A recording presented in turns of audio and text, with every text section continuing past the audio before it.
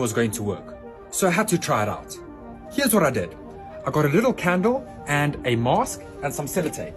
You then want to tape the 2 string ends of the mask to the candle, just like this. Then what you want to do is you just want to spread out the mask into an umbrella shape, right?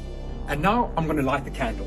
So I'll take my lighter and I'm simply going to light the candle wick, hold the mask over the flame, just like so.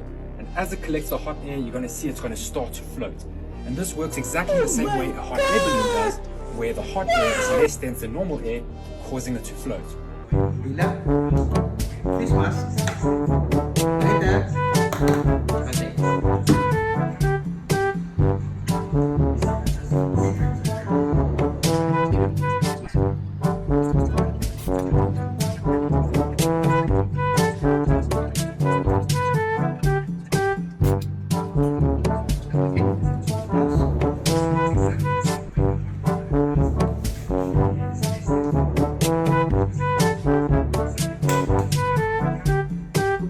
Stop it. Get some help.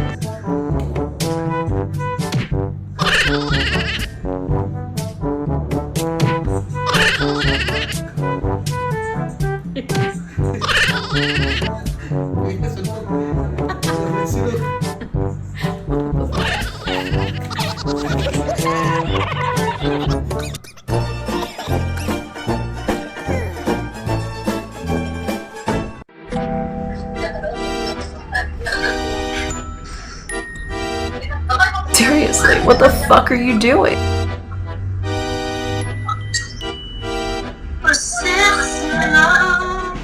Huh?